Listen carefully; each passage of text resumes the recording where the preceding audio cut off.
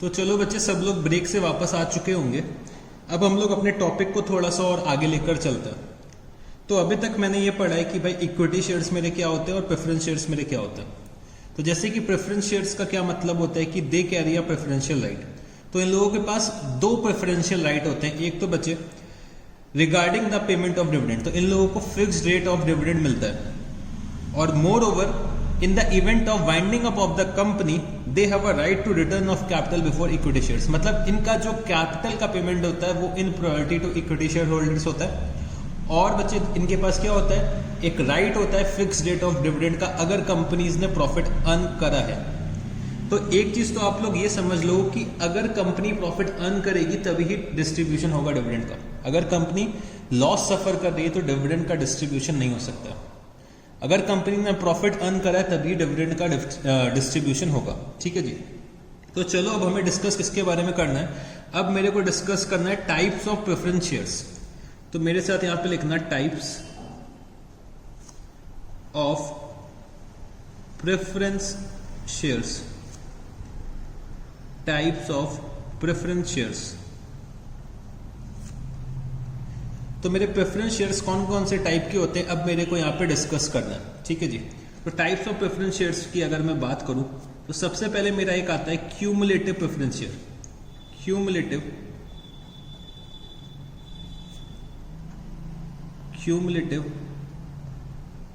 Preference share.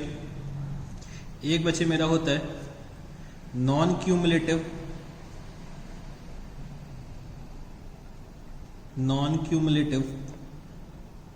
Preference share.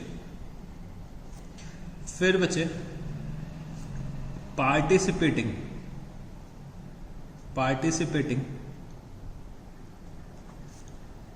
Preference shares. फिर मेरा आता है नॉन पार्टिसिपेटिंग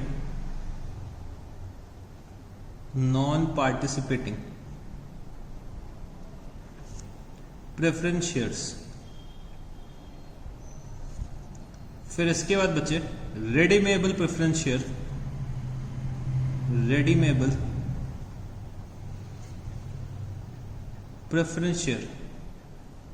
फिर रेडीमेबल प्रेफरेंस शेयर के बाद अगर मैं बात करूं तो मेरा आता है इरेडीमेबल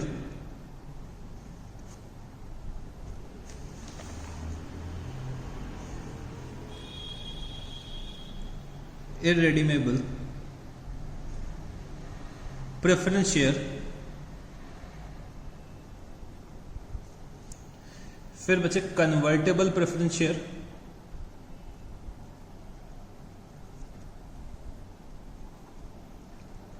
और एक मेरा होता है नॉन कन्वर्टेबल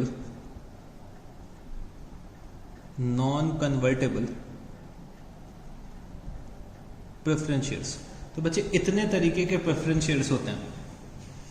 तो बेसिकली 8 तरीके के प्रेफरेंस शेयर्स होते हैं। तो मेरे को सबके बारे में डिस्कशन करना है। ठीक है जी। तो हम लोग शुरुआत करते हैं क्यूमुलेटिव प्रेफरेंस शेयर से। क्यूमुलेटिव प्रेफरेंस शेयर का बेसिकली बच्चे मतलब होता है कि अगर किसी साल में हम लोग लॉस सफर कर रहे हैं, अगर हम लोग किसी भी साल में लॉस सफर कर रहे हैं, फॉर एग्जाम्पल मेरा करंट ईयर में लॉस हो गया, तो भाई अगर मेरा करंट ईयर में लॉस है तो भाई लॉस के केस में हम लोग डिविडेंड डिस्ट्रीब्यूशन नहीं कर सकते। अगर कंपनी किसी भी पर्टिकुलर ईयर में लॉस सफर कर रही तो उस साल हम लोग डिविडेंड का डिस्ट्रीब्यूशन नहीं कर सकते। ठीक है जी। बट बच्चे यहाँ पे प्रेफरेंस शेयर्स होते हैं, उनको क्या होता है, fixed rate of dividend allowed होता है। Fixed rate of dividend allowed होता है उनके कैपिटल में।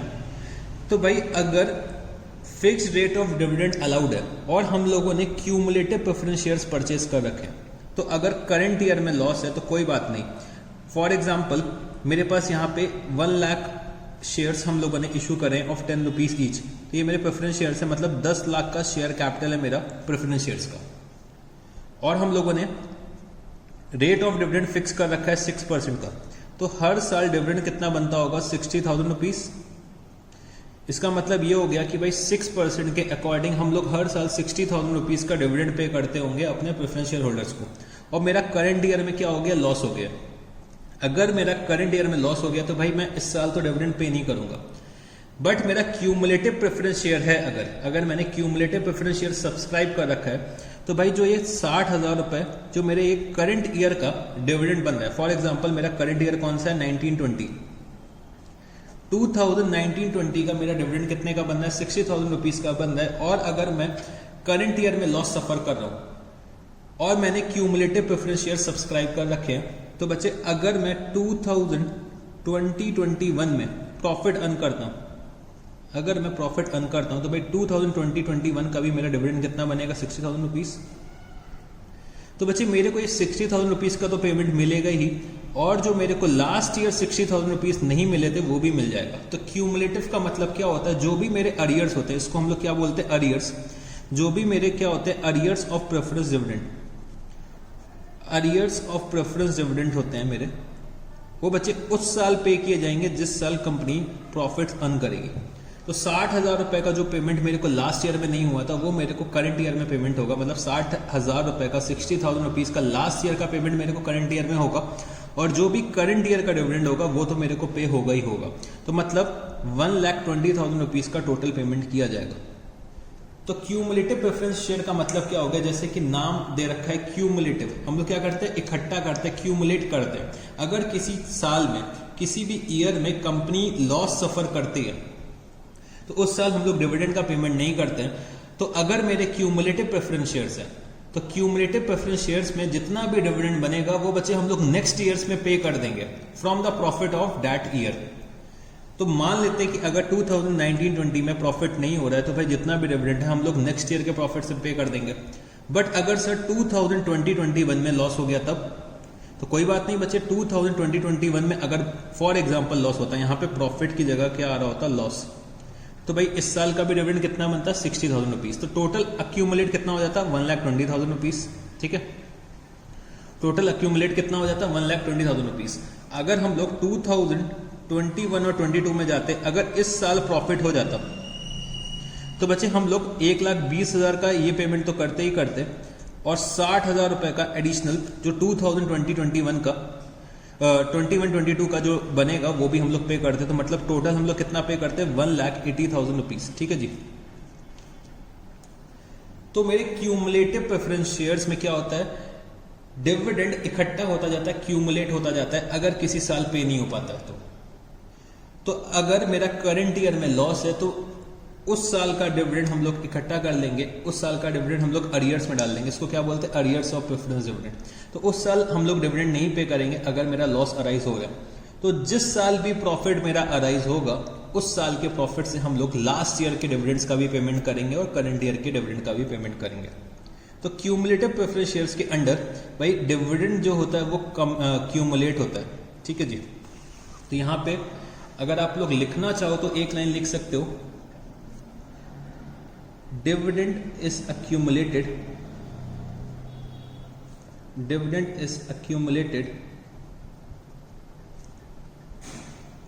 and paid in year in which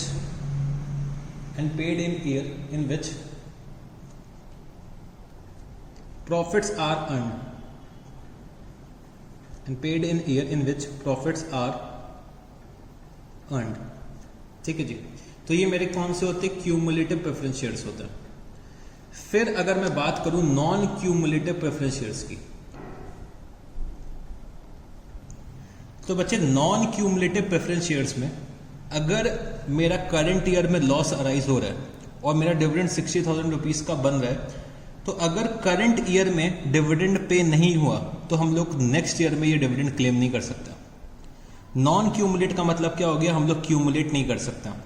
अगर किसी पर्टिकुलर ईयर में अगर डिविडेंड का पेमेंट नहीं हुआ है किसी भी वजह से, चाहे वो लॉस हो या फिर कोई और वजह हो, अगर करंट ईयर में डिविडेंड का पेमेंट नहीं होता है तो बच्चे हम लोग नेक्स्ट ईयर के प्रॉफिट से पुराना डिविडेंड क्लेम नहीं कर सकते। तो नॉन क्यूमुलेटिव के केस में अगर बच्चे मेरे को सेम ईयर में डिविडेंड नहीं मिल रहा है, मतलब जिस साल मैंने प्रॉफिट्स अर्न किए उस साल से अगर मेरे को डिविडेंड नहीं मिल रहा है, या फिर अगर मेरा लॉस है, तो लॉस के केस में वैसे भी डिविडेंड मिलता नहीं है, तो जो भी मेरा डिविडेंड बन रहा है वो बच्चे मेरा क्या हो जाएगा, right to receive dividend will be lost. मेरे को डिविडेंड उस साल का नहीं मिलेगा जिस साल मेरे को लॉस अराइज हो रहा है। ठीक है जी। तो मैं ये नहीं कह सकता कि मैं नेक्स्ट ईयर के प्रॉफिट से लास्ट ईयर का भी डिविडेंड का पेमेंट कर दूं। वो बच्चे सिर्फ और सिर्फ हम लोग क्यूमुलेटिव प्रेफरेंस शेयर्स में कर सकते हैं, but non cumulative preference shares में हम लोगों को लास्ट ईयर के डिविडेंड का पेमेंट नहीं मिलेगा। जो भी मेरे अरियर्स ऑफ डिविडेंड है वो मेरे को पेमेंट नहीं मिलेगा नेक्स्ट ईयर के प्रॉफिट से। तो मैं यहाँ पे क्या लिख सकता हूं, right to dividend is lost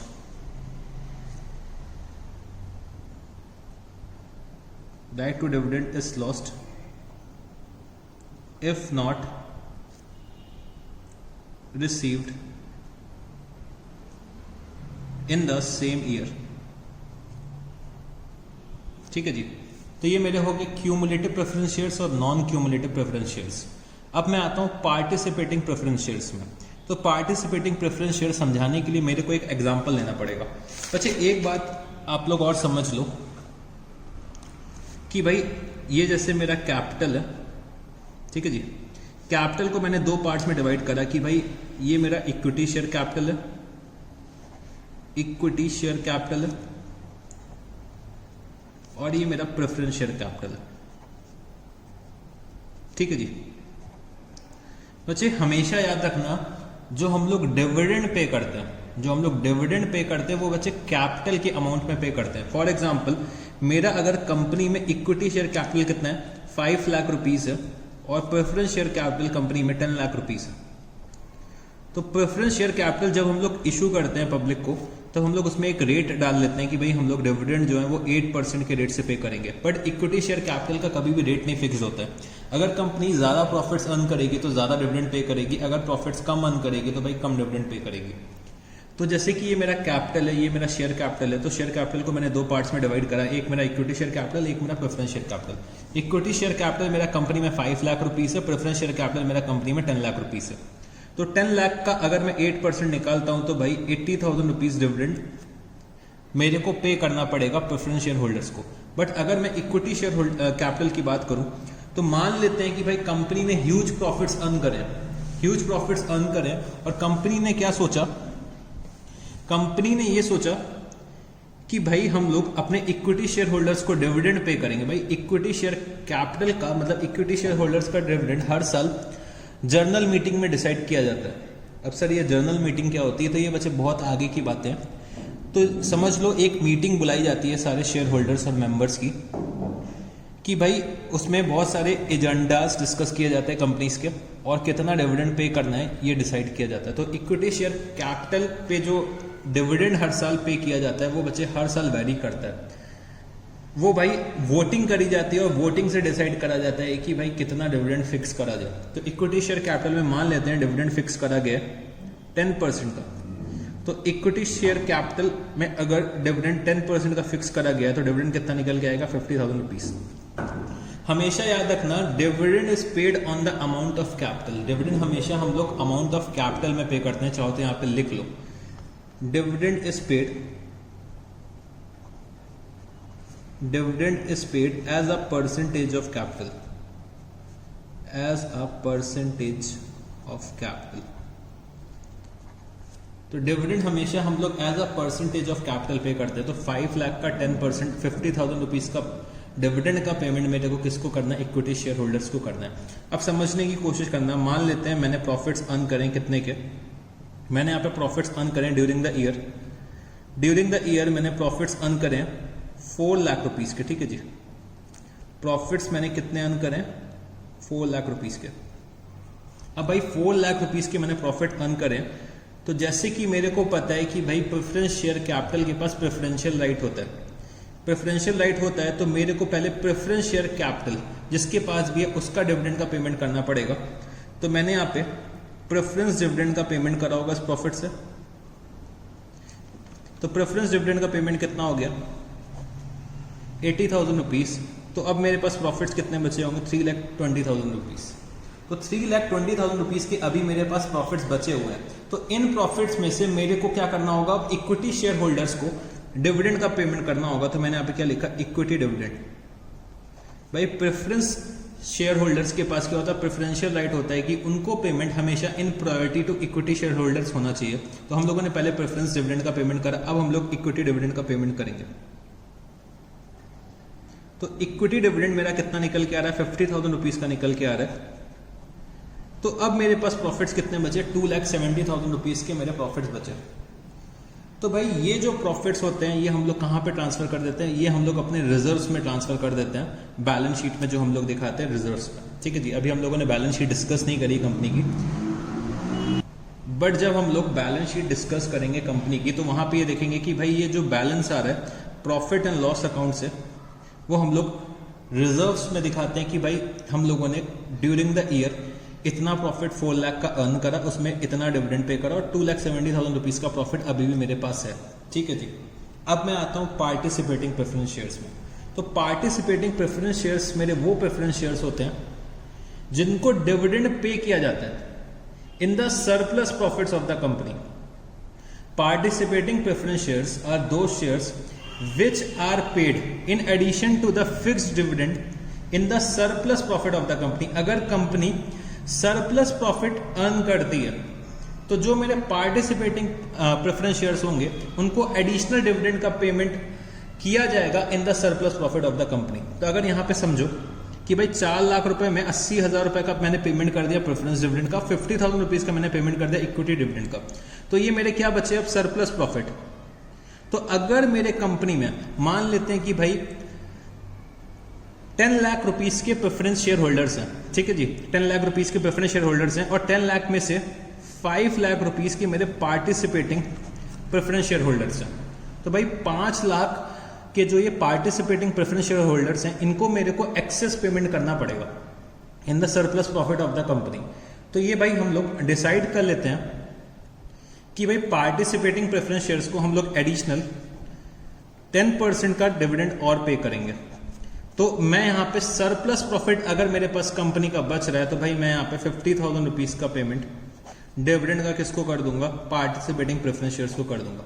तो participating preference shares are those shares which are paid dividend after the payment of preference dividend and equity dividend on the surplus profit of the company। अगर company ने कोई surplus earn करा है 2,70,000 का यहाँ पे जो सरप्लस आ रहा है after the payment of preference dividend and equity dividend, तो जो भी प्रॉफिट आ रहा है, जो भी सरप्लस आ रहा है उसमें से क्या करा जाता है, पार्टिसिपेटिंग प्रेफरेंस शेयर होल्डर्स को पेमेंट किया जाता है डिविडेंड का। तो यहाँ पे अगर देखोगे भाई 5 लाख के जो ये प्रेफरेंस शेयर होल्डर्स हैं उनको बच्चे यहाँ पे 80,000 में भी कुछ ना कुछ शेयर मिल रहा है और 50,000 रुपए ये अलग से मिल रहे हैं। तो अगर यहाँ पे देखोगे भाई 10 लाख का कैपिटल है तो 5 लाख का अगर मैं 8% निकालता हूँ तो 80 में 40,000 तो यहाँ से डिविडेंड मिल रहा है और 50,000 रुपीज का डिविडेंड यहाँ से मिल रहा है। तो इन लोगों को टोटल डिविडेंड कितना मिल रहा है, 90,000 रुपीज मिल रहा है।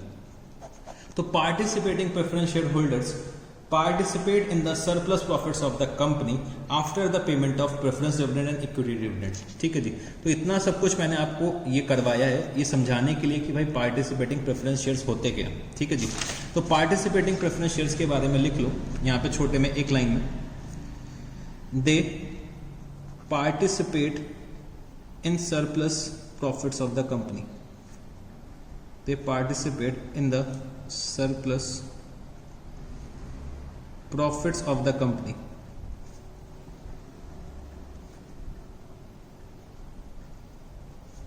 after the payment of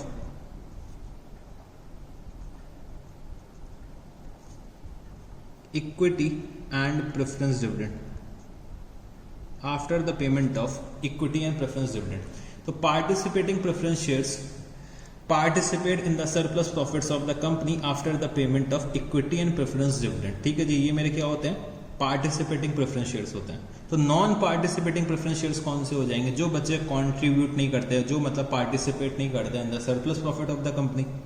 तो यहाँ पे क्या लिख लो, they do not participate in surplus profit, they do not participate in the surplus profit. ठीक है जी, they do not participate in the surplus profit. तो अगर मैं अपने एग्जाम्पल की बात करूं तो भाई यहाँ पे 5 लाख रुपीस के पार्टिसिपेटिंग थे, तो नॉन पार्टिसिपेटिंग कितने के हो जाएंगे भाई, 10 लाख में अगर 5 लाख पार्टिसिपेटिंग है तो रिमेनिंग 5 लाख क्या हो जाएंगे, non participating preference share holders. तो उनको सिर्फ और सिर्फ ये बचे पहला वाला प्रेफरेंस डिविडेंड रिसीव होगा जो 8% इन लोगों का फिक्स्ड है। ठीक है जी, तो ये मेरे non participating preference share holders हो जाएंगे। फिर हम लोग आते हैं रेडीमेबल प्रेफरेंस शेयर्स। तो भाई रेडीमेबल प्रेफरेंस शेयर्स वो प्रेफरेंस शेयर्स होते हैं जिनका हमें पेमेंट करना होता है आफ्टर अ स्पेसिफाइड पीरियड।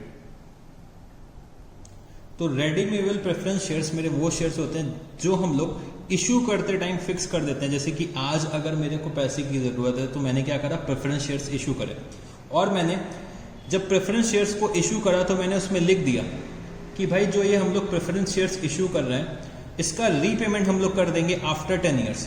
तो ये मेरे क्या हो जाएंगे, redeemable preference shares. Redeemable preference shares का बेसिकली मतलब क्या है, जिनको हम लोग रिडीम कर रहे हैं, तो रिडीम हम लोग आफ्टर अ स्पेसिफाइड पीरियड कर देंगे। तो रेडीमेबल प्रेफरेंस शेयर्स मेरे वो शेयर्स होते हैं जिनको हमें रिडीम करना होता है after a fixed period of time, after the stipulated time. तो आप लोग यहाँ पे लिख सकते हो, मेरे पास यहाँ पे जगह नहीं है, मैं यहाँ पे ऊपर लिख देता हूँ कि भाई redeemable preference shares,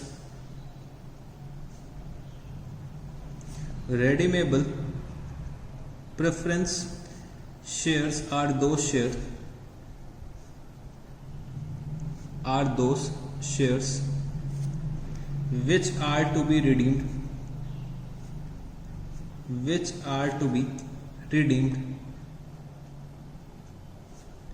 after a fixed period of time। तो जो हमें रिडीम करने होते हैं after a fix period of time, जैसे कि मैंने आज 5 लाख रुपीस के प्रेफरेंस शेयर्स के थ्रू कैपिटल रेज करा, मतलब मैंने 5 लाख रुपए के प्रेफरेंस शेयर्स इशू करे मार्केट में और मेरे को 5 लाख रुपीस रिसीव हो गया। तो मैंने डिसाइड कर रखा था कि इसका पेमेंट मैं 5 साल बाद करूंगा। तो भाई ये मेरे क्या हो जाएंगे, रेडीमेबल प्रेफरेंस शेयर्स हो जाएंगे, क्योंकि हम लोगों ने इसका टर्म डिफाइन कर दिया है कि मेरे को इसका पेमेंट आफ्टर 5 ईयर्स करना है। तो वो मेरे क्या हो जाएंगे, रेडीमेबल प्रेफरेंस शेयर्स। फिर हम लोग आते हैं इररिडीमेबल प्रेफरेंस शेयर्स पर। तो इररिडीमेबल प्रेफरेंस शेयर्स का मतलब क्या हो गया, जिनका पेमेंट हम लोग जिंदगी भर नहीं करेंगे। जब तक कंपनी जिंदा रहेगी तब तक हम लोग इनका पेमेंट नहीं करेंगे। मतलब इनका पेमेंट कब हो सकता है, at the time of winding up. तो मैंने यहाँ पे क्या लिखा, at the time of winding up जिसका पेमेंट होगा उसको हम लोग क्या बोल देंगे, उसको हम लोग यहाँ पे बोल देंगे बच्चे irredeemable preference share, at the time of winding up जिसका पेमेंट करता है। ठीक है जी। बट बच्चे कंपनीज एक्ट के अंदर क्या दे रखा हुआ है कि हम लोग जो प्रेफरेंस शेयर्स इशू करते हैं वो मैक्सिमम हम लोग 20 ईयर्स के लिए इशू कर सकते हैं। जितने भी हम लोग प्रेफरेंस शेयर्स इशू करेंगे वो बच्चे हम लोग मैक्सिमम लाइफ प्रेफरेंस शेयर्स की कितनी रख सकते हैं, मैक्सिमम 20 ईयर्स रख सकते हैं। तो इररिडीमेबल प्रेफरेंस शेयर्स का यहाँ पे कॉन्सेप्ट ही खत्म हो जाता है। कंपनीज एक्ट के अंदर दे रखा हुआ है कि हम लोग प्रेफरेंस शेयर्स को मैक्सिमम 20 ईयर्स के लिए इशू कर सकते हैं। मतलब आफ्टर 20 ईयर्स मेरे को पेमेंट करना पड़ जाएगा प्रेफरेंस शेयर्स का। तो भाई ये तो मेरे रिडीमेबल प्रेफरेंस शेयर्स हो जाएंगे। तो बेसिकली ये एक थ्योरेटिकल कॉन्सेप्ट है जिसमें ये दे रखा है कि भाई इररिडीमेबल प्रेफरेंस शेयर्स मेरे वो प्रेफरेंस शेयर्स होते हैं जिनका पेमेंट हम लोग at the time of winding up करते हैं, मतलब during the existence of company जिसका पेमेंट हम लोग नहीं करता। बट बच्चे कंपनीज एक्ट 2013 में ये लिख दिया गया है कि हम लोग मैक्सिमम जो प्रेफरेंस शेयर्स को इशू कर सकते हैं, मतलब मैक्सिमम लाइफ जो हो सकती है प्रेफरेंस शेयर्स की वो कितनी हो सकती है, 20 ईयर्स हो सकती है। मतलब 20 साल के बाद मेरे को पैसा वापस करना पड़ेगा अपने प्रेफरेंस शेयर होल्डर्स को। तो ये मेरे हो गए इररिडीमेबल प्रेफरेंस शेयर्स। फिर बच्चे कन्वर्टेबल प्रेफरेंस शेयर्स क्या होते हैं। कन्वर्टेबल प्रेफरेंस शेयर्स मेरे वो प्रेफरेंस शेयर्स होते हैं जिनको हम लोग कन्वर्ट कर सकते हैं into equity shares. Convertible preference shares मेरे वो प्रेफरेंस शेयर्स होते हैं जिनको हम लोग कन्वर्ट कर सकते हैं इनटू इक्विटी शेयर्स। और बच्चे नॉन कन्वर्टेबल प्रेफरेंस शेयर्स मेरे वो प्रेफरेंस शेयर्स होते हैं which can not be converted into equity shares, which can not be converted into equity shares, which can not be converted into equity shares. तो convertible preference shares को हम लोग after a specified period convert कर सकते हैं into equity shares, but non convertible preference shares को हम लोग कन्वर्ट नहीं कर सकते हैं इनटू इक्विटी शेयर्स। तो बच्चे मेरे ये 8 तरीके के प्रेफरेंस शेयर्स होते हैं। एक तो बच्चे मेरा क्या हो गया, cumulative preference shares. Cumulative preference shares में हम लोग डिविडेंड को क्यूमुलेट करते हैं। अगर मेरा डिविडेंड करंट ईयर में पे नहीं हो रहा है किसी भी वजह से, तो वो हम लोग नेक्स्ट ईयर में पे कर सकते हैं along with the payment of next years dividend. But non cumulative preference shares मेरे वो प्रेफरेंस शेयर्स होते हैं अगर मेरे को करंट ईयर में डिविडेंड रिसीव नहीं हुआ तो हम लोग राइट टू डिविडेंड लॉस कर देंगे और वो मेरे को जिंदगी में फिर से कभी नहीं मिलेगा। तो ये मेरा होता है non cumulative preference shares. Participating preference shares मेरे वो प्रेफरेंस शेयर्स होते हैं जो पार्टिसिपेट करते हैं in the surplus profits of the company after the payment of equity and preference dividend. Non participating preference shares मेरे वो नॉन पार्टिसिपेटिंग प्रेफरेंस शेयर्स मेरे वो प्रेफरेंस शेयर्स होते हैं जो पार्टिसिपेट नहीं करते इन the surplus profit. Redeemable preference shares जो मेरे वो प्रेफरेंस शेयर्स होते हैं जिनका पेमेंट मेरे को आफ्टर स्पेसिफाइड पीरियड करना होता है। इरिडीमेबल प्रेफरेंस शेयर्स मेरे वो होते हैं जिनका पेमेंट मेरे को लाइफ टाइम नहीं करना होता है।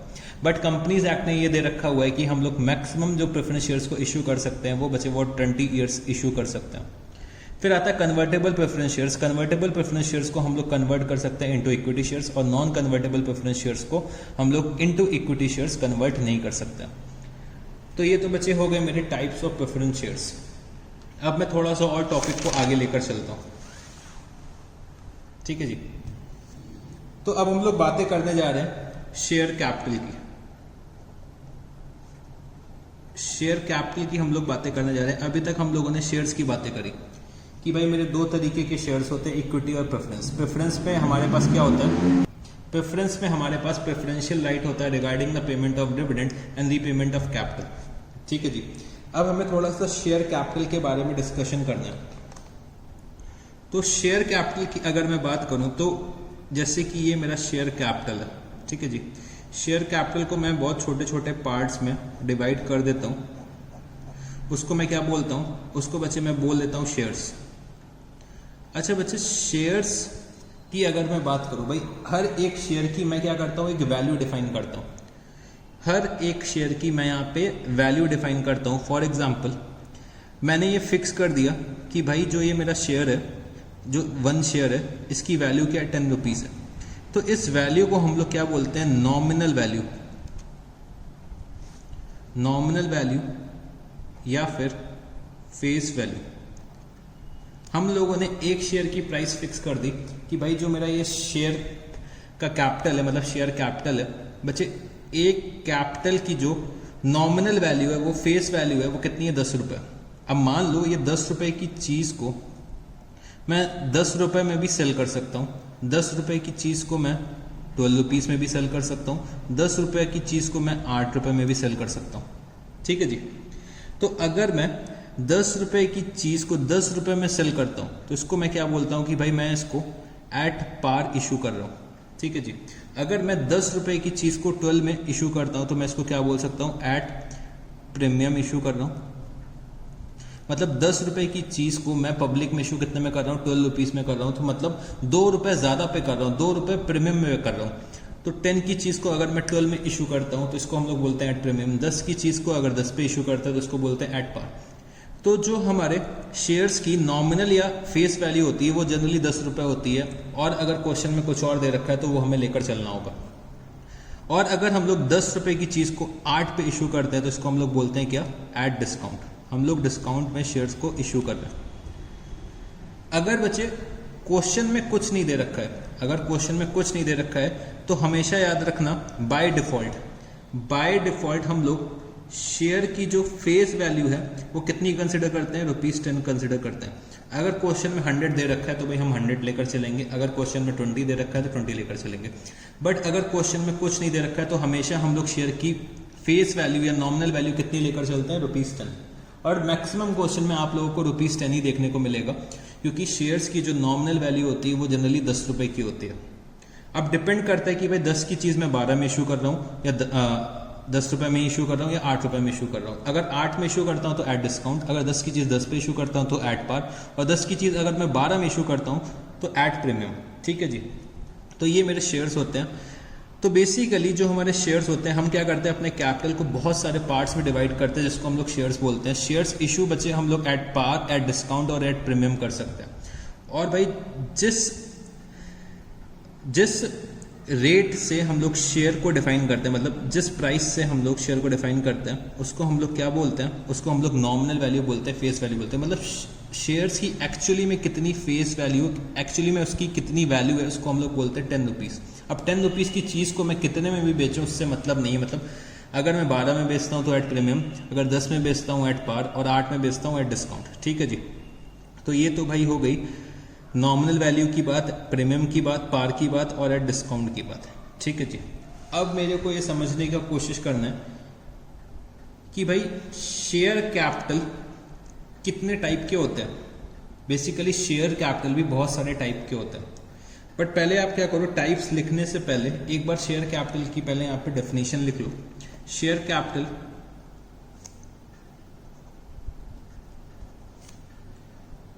means a capital, share capital means a capital raised by a company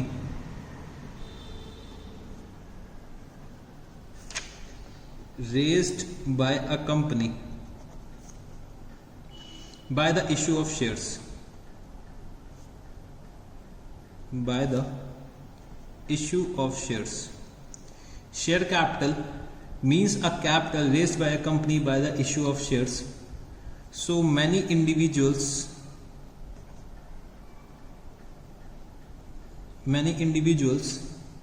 and institutions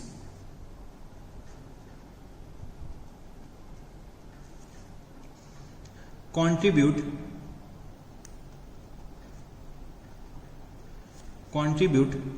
varying sums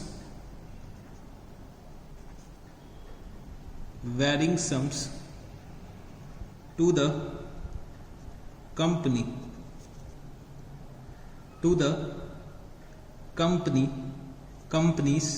capital,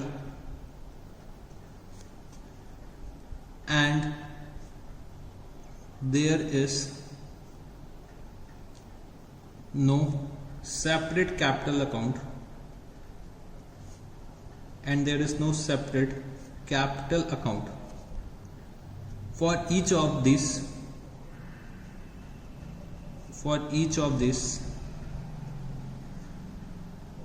individuals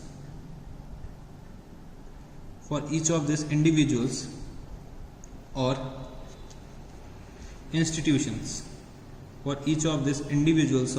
institutions. There is one consolidated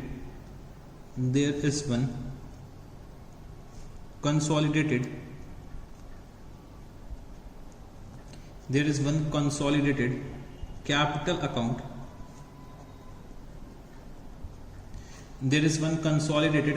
account. Called the share capital.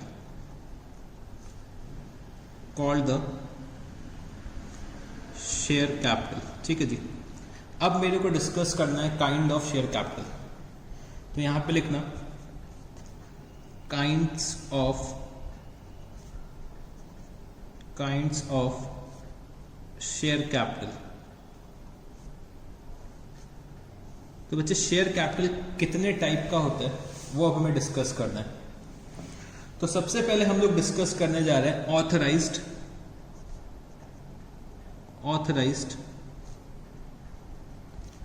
Registered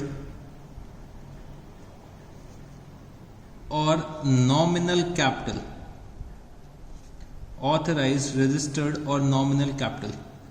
तो बच्चे authorised capital बोल लो या फिर registered capital बोल लो या फिर nominal capital बोल लो, तीनों का मतलब तो सेम होता है।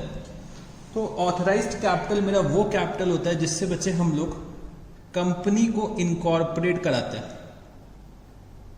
बच्चे जब हम लोग कंपनी को इनकॉर्पोरेट कराते हैं तो हम लोग एक कैपिटल डिफाइन करते हैं कि हम लोग मैक्सिमम अमाउंट जो हम लोग कैपिटल के फॉर्म में रेस कर सकते हैं उसको हम लोग क्या बोलते हैं, ऑथराइज्ड कैपिटल।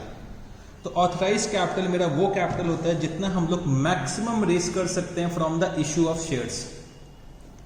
तो अगर मैं यहां पे लिखना चाहूं तो ऑथराइज्ड कैपिटल या रजिस्टर्ड कैपिटल या फिर nominal capital refers to that amount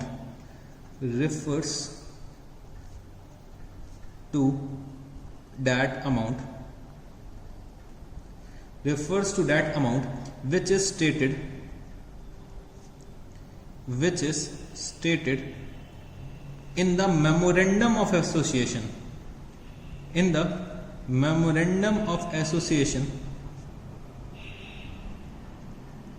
which is stated in the memorandum of association.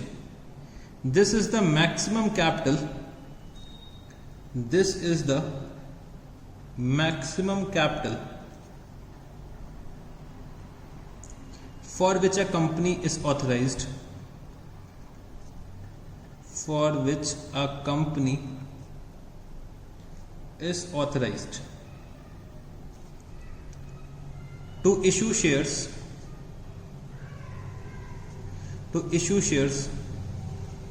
during his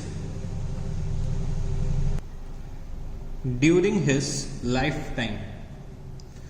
तो बच्चे ऑथराइज्ड कैपिटल मेरा मैक्सिमम कैपिटल होता है जो एक कंपनी इशू कर सकती है in the form of shares. तो ऑथराइज्ड कैपिटल बच्चे जो स्टेट करते हैं वो हम लोग मेमोरेंडम ऑफ एसोसिएशन में स्टेट करते हैं।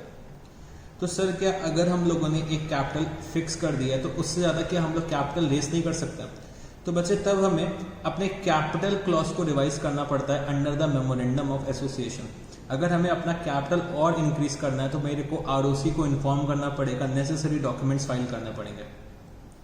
तो ऑथराइज्ड कैपिटल मेरा मैक्सिमम कैपिटल होता है जो एक कंपनी रेस कर सकती है in the form of issue of shares. ठीक है जी। इसके बाद हम लोग अगर डिस्कस करते हैं, इसके बाद मेरा आता है इशूड कैपिटल। इशूड कैपिटल, तो इशूड कैपिटल क्या होता है बच्चे? इशूड कैपिटल मेरा एक पार्ट होता है ऑथराइज्ड कैपिटल का, जो हम लोग एक्चुअली में पब्लिक को ऑफर करते हैं फॉर सब्सक्रिप्शन। फॉर एग्जाम्पल मैंने ऑथराइज्ड कैपिटल जैसे कि मेमोरेंडम में स्टेट कर रखा है, मैंने यहाँ पे ऑथराइज्ड कैपिटल मेमोरेंडम में स्टेट कर लिया कि हम लोग मैक्सिमम 10 लाख शेयर्स इशू करेंगे ऑफ 10 ईच। तो मतलब मैंने यहाँ पे अपना ऑथराइज्ड कैपिटल कितना फिक्स कर लिया, मैक्सिमम कैपिटल कितना फिक्स कर लिया, 1 करोड़ रुपीस। ठीक भाई, 1 करोड़ रुपीस हमने फिक्स कर लिया। तो जब कभी भी हम लोग ऑथराइज्ड कैपिटल को फिक्स करते हैं तो हम लोग अपनी प्रेजेंट की नीड को और फ्यूचर की नीड को फिक्स देखते हुए फिक्स करते हैं। ऑथराइज्ड कैपिटल को हमेशा हम लोग जब फिक्स करते हैं तब बच्चे हम लोग अपने प्रेजेंट की नीड्स को फिक्स करते हैं और फ्यूचर्स की नीड को कंसिडर करते हैं, तभी हम लोग अपना ऑथराइज्ड कैपिटल फिक्स करते हैं। तो फॉर एग्जाम्पल जैसे कि मेरे को करेंटली अभी 20 लाख रुपीस की जरूरत है, तो भाई 20 लाख रुपीस की अगर जरूरत है तो मैं पब्लिक को कितना इशू करूंगा? 20 लाख रुपीस की शेयर्स इशू करूंगा। तो इशूड कैपिटल मेरा क्या हो जाएगा भाई? इशूड कैपिटल मेरा 20 लाख रुपीस हो जाएगा, क्योंकि मेरे को नीड कितनी है? 20 लाख की है। तो 1 करोड़ रुपीस तो मेरा क्या हो गया? ऑथराइज कैपिटल हो गया, ये मेरा मैक्सिमम कैपिटल होगा। इसको बच्चे हम लोग डिटरमाइन करते हैं considering the present and future needs. और इशूड कैपिटल बच्चे मेरा पार्ट होता है ऑथराइज कैपिटल का, जो हम लोग एक्चुअली में इशू कर रहे हैं to the public for subscription. तो यहां पे हम लोग क्या लिख सकते हैं? Issued capital is a part of authorised capital. Issued capital is a part of authorized capital which is offered to the public,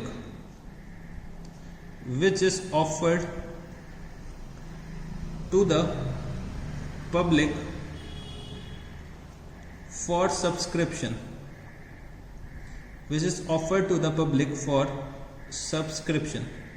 तो issued capital is a part of authorized capital which is offered to the public for subscription। ठीक है जी। तो ये तो मेरा हो गया issued capital। फिर बचे unissued capital। तो बच्चे ऑथराइज्ड कैपिटल मान लेते हैं कि भाई 1 करोड़ रुपए का है, तो मैंने यहाँ पे इशूड कैपिटल कितना दिखाया कि भाई 1 करोड़ में मैंने 20 लाख का कैपिटल इशू कर दिया to the public for subscription. तो ये तो मेरा इशूड कैपिटल हो गया। बच्चे जो मेरा रिमेनिंग 80 लाख रुपीस बचेगा, 1 करोड़ माइनस 20 लाख, वो मेरा क्या हो जाएगा? Unissued capital. तो अनइशूड कैपिटल मेरा वो कैपिटल होता है जो अभी तक हम लोगों ने पब्लिक के बीच में इशू नहीं करा है फॉर सब्सक्रिप्शन। तो मैं यहां पे क्या लिख सकता हूं? Unissued capital is a part of authorised capital, unissued capital is a part of authorized capital which is not offered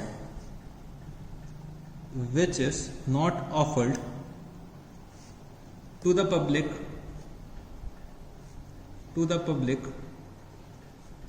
for subscription।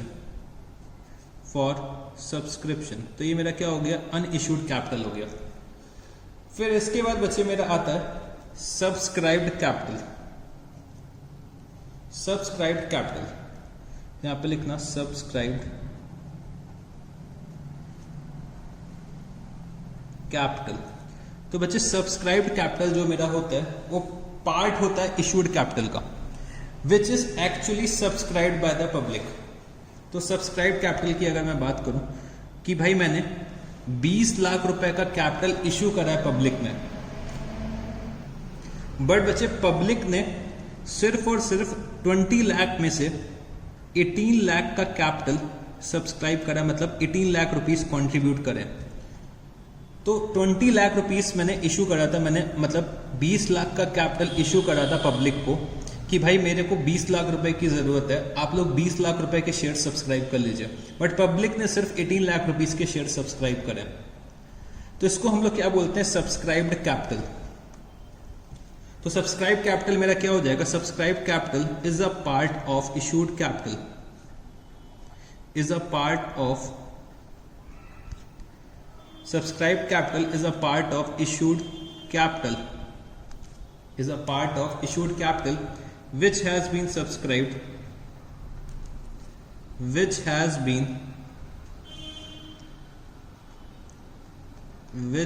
been subscribed for by the public, which has been subscribed for by the public। ठीक है जी।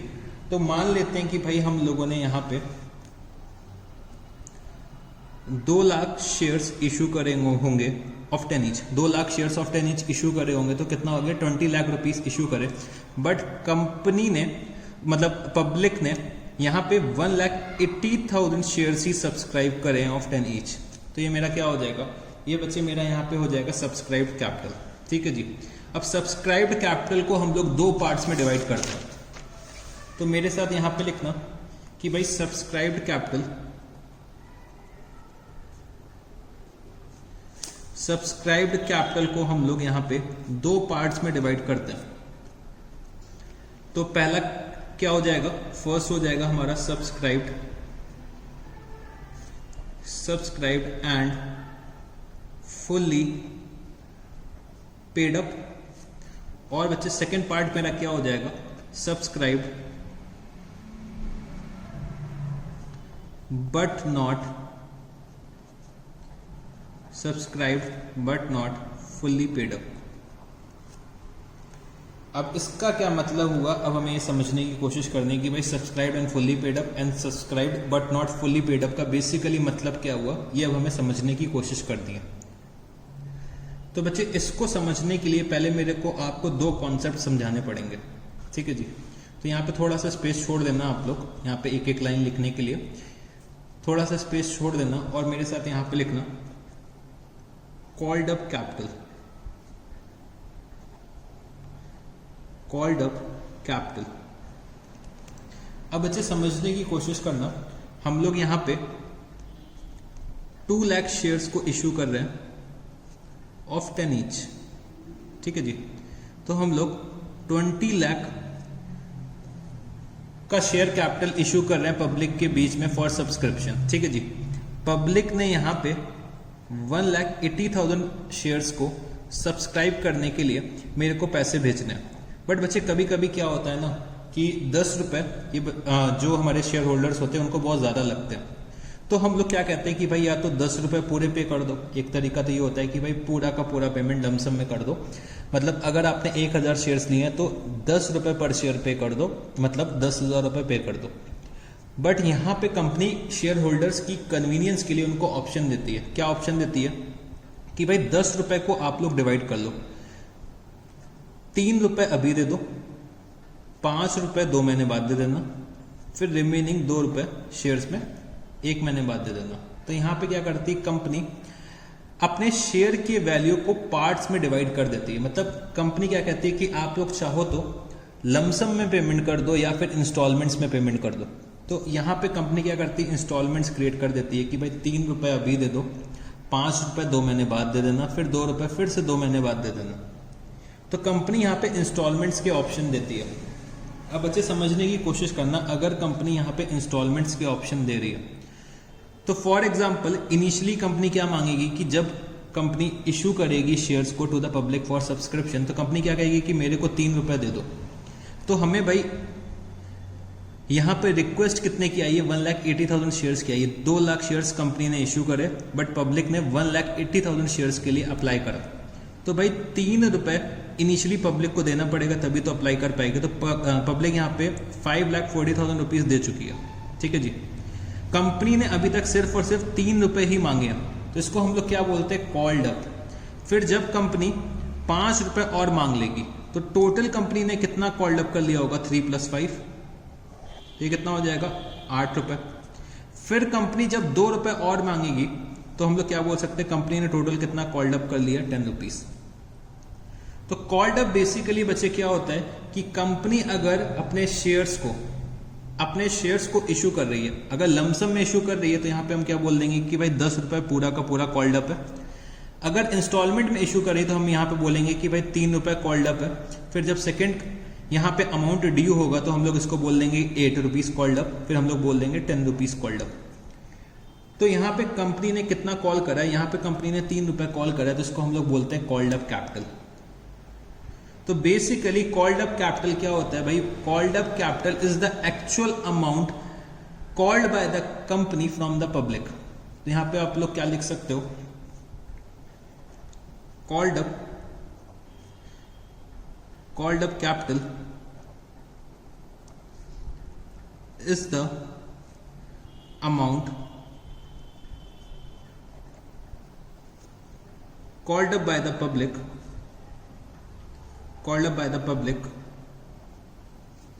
on shares for payment। तो भाई अगर company ने 10 रुपए पूरे के पूरे मांग रखे, कंपनी जितना भी मांगेगी उसको हम लोग बोलते हैं कॉल्ड अप कैपिटल। तो कंपनी ने अगर 10 रुपए मांग लिए हैं, तो कॉल्ड अप कैपिटल मेरी कितनी हो जाएगी, 20 लाख रुपीस। बट बच्चे अगर कंपनी ने 3 रुपए मांगे, हैं, तो भाई 20 लाख पे अगर 3 रुपए मैंने मांगे हैं, तो कितना मिल जाएगा मेरे को, क्या हो जाएगा, called up capital 60 lakh rupees मेरी कॉल्ड अप कैपिटल हो जाएगी। बट एक्चुअली में मेरे को यहाँ पे रिसीव एप्लीकेशन कितने की हुई है, 1,80,000 शेयर्स की हुई है। तो बेसिकली 1,80,000 पे मेरे को 3 रुपए चाहिए होंगे। तो बेसिकली कॉल्ड अप कैपिटल मेरी यहाँ पे कितनी निकल के आएगी, 5,40,000 रुपीज। ठीक है जी। फिर अब हम लोग आते हैं पेड अप कैपिटल में। पेड अप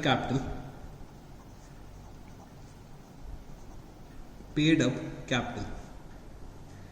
अब भाई समझने की कोशिश करना कि भाई 1,80,000 शेयर्स में 1,80,000 शेयर्स में इनिशियली 3 रुपीज तो कंपनी को मिल गए, मतलब 5,40,000 रुपीज मिल चुके हैं। अब रिमेनिंग जो 5 रुपीज थे, वो कंपनी को किस में कब मांगने थे, आफ्टर 2 मंथ्स मांगने थे। कंपनी ने ये 5 रुपीज मांगे, मतलब 1,80,000 शेयर्स में 5 रुपीज मांगे होंगे। तो कंपनी ने टोटल बोला कि भाई 9 लाख रुपीज डिपॉजिट कर दो। कंपनी ने क्या बोला कि 9 लाख रुपीज डिपॉजिट कर दो। बट यहाँ पे कुछ शेयर होल्डर्स थे जिन्होंने 5 रुपए का पेमेंट नहीं करा। तो मान लेते हैं कि भाई 1,70,000 शेयर होल्डर्स ने 5 रुपए का पेमेंट कर दिया, मतलब कितना पेमेंट कर दिया, 8,50,000 रुपीज का पेमेंट कर दिया। तो बेसिकली अगर मैं यहाँ पे देखता हूं, तो मैंने कॉल्ड अप कितना कर रखा है भाई, मैंने कॉल्ड अप कर रखा है 9 लाख प्लस 5,40,000 रुपीज। मैंने यहाँ पे कॉल्ड अप कितना करा है, कॉल्ड अप मैंने करा है 9 लाख प्लस 5,40,000 रुपीज। तो टोटल कितना हो जाएगा, ये टोटल हो जाएगा ये 14,40,000 रुपीज। बट पब्लिक ने एक्चुअली में पे कितना करा है, पब्लिक ने पे करा है 5,40,000। भाई ये 5,40,000 रुपीज तो मेरे को रिसीव हो ही चुका है। और बचे 1,80,000 में जब मैंने 5 रुपए मांगे थे, तो सिर्फ और सिर्फ 1,70,000 शेयर्स में मेरे को 5 रुपए मिले, मतलब 8,50,000 रुपीज और रिसीव हुआ है। तो मेरे को टोटल रिसीव कितना हुआ है, मेरे को यहाँ पे टोटल रिसीव हो रहा है बच्चे 13,90,000 रुपीज। मतलब मैंने यहाँ पे 14,40,000 रुपीज कॉल्ड अप करे, बट एक्चुअली में मेरे को मिले कितने, 13,90,000 रुपीज। तो ये 13,19,000 रुपीज ये क्या हो जाएगा, ये मेरा पेड अप कैपिटल हो जाएगा। तो पेड अप कैपिटल बच्चे मेरा वो कैपिटल होता है जो हम लोगों ने मांग रखा है बट पब्लिक ने पे नहीं करा है। मतलब जितना मेरे को एक्चुअली में रिसीव हुआ है पब्लिक से, उसको हम लोग बोलते हैं paid up capital. Called up capital बच्चे वो कैपिटल होता है जो हम लोग एक्चुअली में पब्लिक से मांग रहे हैं। बट पेड अप कैपिटल मेरा वो कैपिटल होता है जो एक्चुअली में पब्लिक मेरे को पैसा दे रही है। तो paid up capital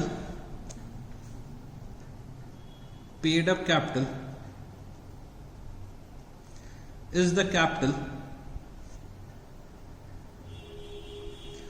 on which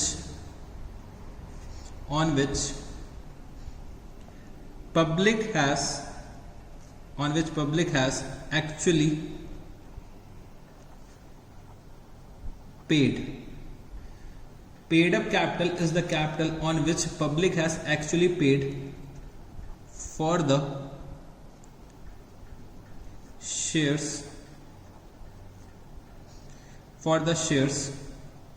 called up. Paid up capital is the capital on which public has actually paid for the shares called up. ठीक है जी। तो पेड अप कैपिटल क्या होता है भाई, कॉल्ड अप कैपिटल का पार्ट होता है कि कॉल्ड मैंने कॉल कितने का कर रखा है, 14,40,000 रुपीज का कर रखा है, बट मेरे को एक्चुअली में रिसीव कितना हुआ, 13,90,000 रुपीज। तो मेरा पेड अप कैपिटल वो अमाउंट होता है जो एक्चुअली में पब्लिक पे कर रही है कंपनी को। ठीक है जी। और बच्चे हमेशा याद रखना, पेड अप कैपिटल कभी भी कॉल्ड अप कैपिटल से ज्यादा नहीं हो सकता, क्योंकि भाई मैंने जब मांगे ही 14,40,000 रुपीज है, तो भाई इससे ज्यादा कैसे हो सकता है। तो paid up capital will always be less than the called up capital. ठीक है जी। तो चलो अब हम लोग वापस आते हैं यहाँ पे सब्सक्राइब कैपिटल के। मैंने आपको 2 पार्ट्स लिखवाए थे कि भाई subscribe and fully paid up, subscribe but not fully paid up. अगर बच्चे मैंने यहाँ पे 18 लाख शेयर्स में पूरे के पूरे 10 रुपए रिसीव कर लिए, तो हम लोग इसको क्या बोल सकते हैं, फुल्ली पेड अप। मेरे को पूरा का पूरा पैसा रिसीव हो गया, मतलब 18 लाख रुपीस रिसीव हो गया। बट यहां पे बच्चे 1,80,000 शेयर्स थे, मेरे को रिसीव सिर्फ हो रहे हैं 1,70,000 शेयर्स पे 10 रुपीज। तो ये कितना हो गया, 17 लाख रुपीस हो गया। ठीक है जी। तो ये मेरा क्या हो गया, subscribe but not fully paid up. अगर मेरे को पूरा पैसा रिसीव हो जाता है तो हम लोग बोलते हैं subscribe and fully paid up. अगर मेरे को पूरा पैसा नहीं रिसीव होता है तो subscribe but not fully paid up हम लोग बोलते हैं। ठीक है जी। तो अब इसके बारे में आप लोग एक एक लाइन लिख लीजिएगा। when the entire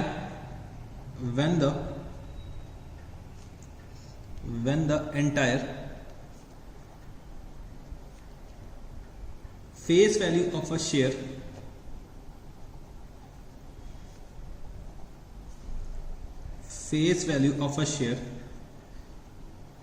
is called by the company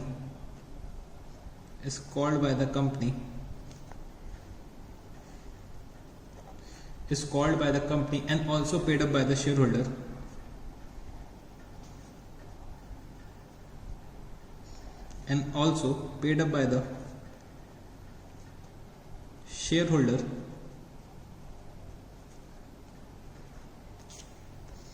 it is said to be subscribed and fully paid up.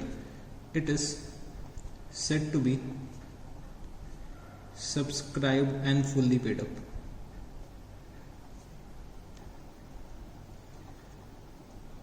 Subscribed and fully paid up. अब बच्चे यहाँ पे समझने की कोशिश करना, मैंने 1,80,000 पे 10 रुपए मांगे थे, तो भाई मेरे को सिर्फ और सिर्फ 1,70,000 पे 10 रुपए मिले। तो ये तो मेरा क्या हो जाएगा, सब्सक्राइब्ड एंड फुल्ली पेड, मतलब 1,70,000 पे मेरे को पूरे के पूरे 10 रुपए मिल गए। बट जो मेरे रिमेनिंग 10,000 शेयर्स है उसमें अभी तक मेरे को पूरे पैसे नहीं मिले। मान लेते हैं कि भाई मेरे को सिर्फ 8 रुपए मिले, तो ये जो 80,000 रुपए होगा ये मेरा क्या हो जाएगा, subscribe but not fully paid up. भाई जो शेयर्स में मेरे को पूरा पैसा मिल चुका है वो मेरा क्या हो गया, subscribe and fully paid up. मतलब 1,70,000 जो शेयर्स हैं वो मेरे कहाँ पे आएंगे, subscribe and fully paid up है।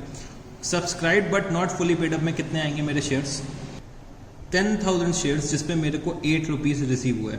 तो subscribe but not fully paid up के लिए आप लोग क्या लिख सकते हैं बच्चे, हम लोग यहां पे लिख सकते हैं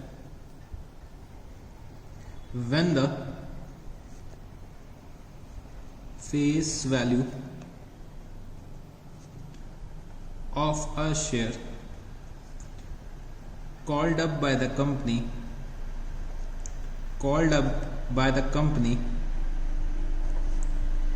is not fully paid, it is said to be